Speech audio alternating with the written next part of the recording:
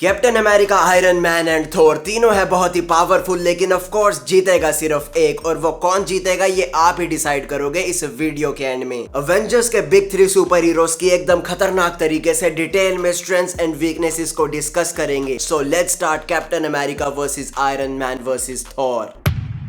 सबसे पहले बात करते हैं ओजी एवेंजर कैप्टन अमेरिका की। स्टीव रोजर्स एक ऐसा इंसान जिसका दिल बहुत ही ज्यादा बड़ा था, जिस वजह से उसकी बॉडी शायद हैंडल ही ना कर पाई। फिजिकली कमजोर होने के बावजूद भी इस इंसान के अंदर इतना ज्यादा करेज था कि इस पर एक्सपेरिमेंट किया गया, सुपर सीरम इसको इंजेक्ट किया गया और ये बन गया कैप्टन अमेरिका। एक ऐसा सुपर हीरो जो हम सबकी तरह नॉर्मल इंसान ही था, हम भी वो बन सकते हैं। उसकी विल पावर ने उसको इतना स्ट्रॉन्ग बना दिया। और कैप का ओरिजिन सैक्रिफाइस एंड साइंस का मिक्सचर है। चलता फिरता कोर्ट रूम है ये, इसके मॉरल्स सबसे ऊपर है। लेकिन क्या एक इंसान जो भले ही सुपर सोल्जर सीरम से इंजेक्टेड हो, वो जब कॉस्मिक लेवल वाले गॉड से भिड़ेगा, यानी कि थॉर से, या फिर आयरन मैन जो टेक जीनियस है, क्या हार सकता है? बात करेंगे उस पर, बट अब इंट्रोड्यूस करने की बारी आ चुकी है किसको? One and only of course the Thor Odinson, Asgard का प्रिंस, एक ऐसा गॉड जिसका गुस्सा भी हरिकेन के जैसे आता है। एक ऐसा सुपर हीरो जो पैदा ही हुआ था डिवाइन पावर्स के साथ, लेकिन जब तक उसने ह्यूमिलिटी नहीं सीखी, उसके हैमर ने भी उसका साथ नहीं दिया। तब थॉर को समझ आया असली पावर तो अंदर होती है, जो चीज कैप्टन अमेरिका को बहुत पहले समझ आ चुकी थी। थानोस जैसे दानव को हराने का चांस 1-on-1 वाली बैटल में कुछ ही सुपर हीरोज के पास था, एंड उनमें से थॉर भी एक था। लेकिन क्या गॉड भी कभी कभी अपना कॉन्फिडेंस खो सकता है? करते हैं बात, बट अब इंट्रोड्यूस करने की बारी आ चुकी है किसको?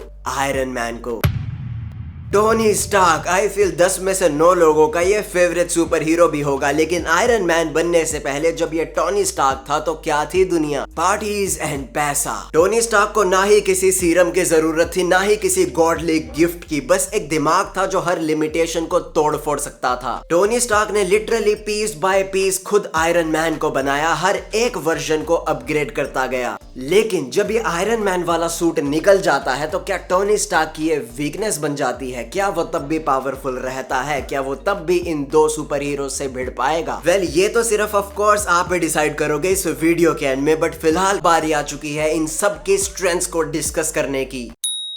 कैप्टन अमेरिका की सबसे बड़ी स्ट्रेंथ तो बच्चे बच्चे को पता होगी, उसकी unbreakable will. I can do this all day, ये डायलॉग तो आपको याद ही होगा। ये डायलॉग सिर्फ जस्ट एक लाइन नहीं, बल्कि कैप्टन अमेरिका का लिटरली सोल है। थानोस की पूरी सेना आ जाए, वो अकेला खड़ा रहेगा। सेकेंड स्ट्रेंथ है कैप्टन अमेरिका की, ऑफ कोर्स उसकी लीडरशिप। कैसे वो इंस्पायर करता है पूरी टीम को, सारी टीम को एक साथ लेकर चलता है, and even the star super heroes like iron Man and Thor भी कैप्टन अमेरिका की सुनते हैं। फाइनली लास्ट स्ट्रेंथ जो मुझे कैप्टन अमेरिका की लगती है वो है उसकी peak human form. At the end वो एक इंसान है, और इंसान के सबसे क्लोज कैप्टन अमेरिका ही है इन बाकी 2 सुपर हीरो से। उसने नॉर्मल जिंदगी जी है, आयरन मैन की तरह कोई रिच बंदा नहीं था वो। तो अवेंजर्स का मेन गोल क्या है? ह्यूमैनिटी को, इंसानों को बचाना। तो सबसे ज्यादा इमोशनल कनेक्ट किसका है? ऑफ कोर्स कैप्टन अमेरिका का। एंड जब आप इस ह्यूमन कनेक्शन के साथ पावर भी जोड़ दोगे, स्पीड भी जोड़ दोगे, रिफ्लेक्सेस भी जोड़ दोगे, लिटरली हेलीकॉप्टर को एक हाथ से पकड़ लेता है वो, तो ये बनाता है कैप्टन अमेरिका को बहुत ही स्ट्रॉन्ग।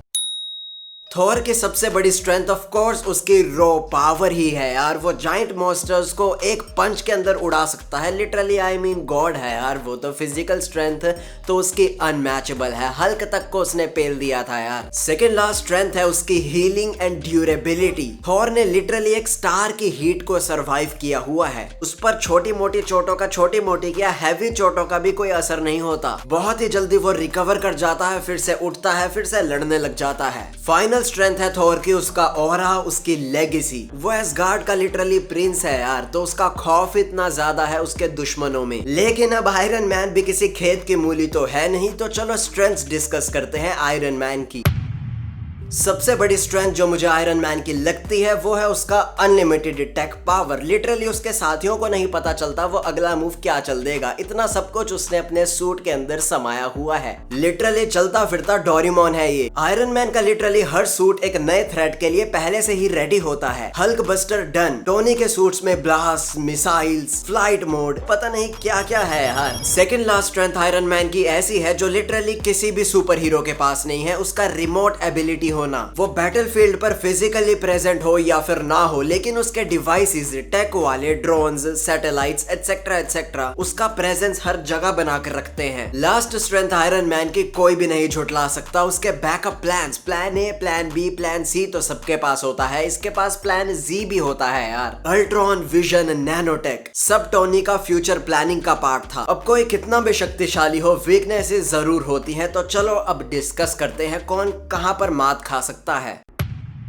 कैप्टन अमेरिका की एक ऐसी वीकनेस है जो लिटरली बाकी दो सुपर हीरोज की स्ट्रेंथ है। वो बस जो आसपास लोग हैं उनको शील्ड थ्रो कर मार सकता है, पंचेस मार सकता है, लेकिन आयरन मैन की तरह दूर से मिसाइल नहीं छोड़ सकता, या फिर थॉर की तरह अपना हथौड़ा या फिर लाइटनिंग स्ट्राइक नहीं छोड़ सकता। क्लोज कॉम्बैट के अंदर तो वो लिटरली बहुत खतरनाक है, लेकिन फ्लाई करना हो, एरियल कॉम्बैट हो, इस चीज के अंदर कैप्टन अमेरिका कभी भी नहीं टिक पाएगा। सेकेंड वीकनेस है कैप्टन अमेरिका की उसकी मोर्टल लिमिट्स। आखिरकार है तो वो इंसान ही, एक एनहांस्ड वर्जन के साथ, तो उसका स्टैमिना एक गॉड या फिर एक मशीन जैसा तो बिल्कुल भी नहीं है। लास्ट वीकनेस कैप्टन अमेरिका की एक ऐसी वीकनेस है जो नॉर्मल सर्कमस्टांसेस के अंदर तो उसकी स्ट्रेंथ है, लेकिन अगर सिचुएशन डामाडोल हुई तो उसकी वीकनेस बन जाएगी उसका moral conduct. For example battlefield के अंदर कभी कभी रूथलेस होना पड़ता है, ग्रे शेड को अपनाना पड़ता है, लेकिन कैप्टन अमेरिका कभी भी ग्रे कैरेक्टर जैसा नहीं बनेगा। वो हमेशा एक रूल बुक की तरह ही चलेगा, वो सही मॉरल्स के अकॉर्डिंग ही चलेगा, चाहे फिर टीम को एक स्टेप पीछे ही क्यों ना लेना पड़े।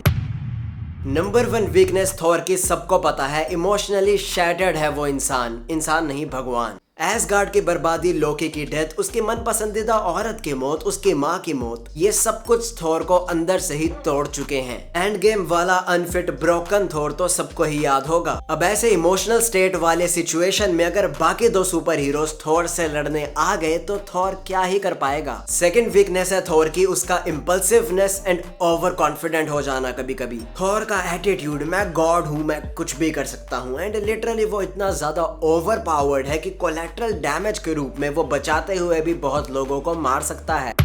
अब बात करते हैं आयरन मैन की वीकनेस की। जो पहली वीकनेस है वो बहुत ज्यादा डिबेटेबल या कंट्रोवर्शियल भी है। बिना सूट के क्या आयरन मैन जीत सकता है? क्या टोनी स्टार्क जीत सकता है? वैसे तो टोनी स्टार्क बिना सूट के भी एक जीनियस है, लेकिन वल्नरेबल बहुत ज्यादा हो जाता है अगर सूट ना हो और वो बैटलफील्ड में आ जाए। अगर सूट बहुत ज्यादा डैमेज हो गया या फिर हैक हो गया तो बहुत ज्यादा खतरे में आ जाएगा iron man. Second last weakness iron man की होगी उसका कभी कभी इमोशनल अनस्टेबल हो जाना। टोनी का कैरेक्टर गिल्ट और ट्रॉमास से ड्रिवन है। अल्ट्रॉन या फिर सिविल वॉर सब कुछ उसके इमोशनल रिएक्शन का ही रिजल्ट था। लास्ट वीकनेस होगी आयरन मैन की जो बाकी किसी में भी नहीं है। ओवर डिपेंडेंट है आयरन मैन सिर्फ एक चीज पर, वो है टेक। कभी कभी टेक्नोलॉजी के चक्कर में वो ह्यूमन इंस्टिंक्ट्स को भूल जाता है और अगर टेक्नोलॉजी फेल हो गई is equal to game over.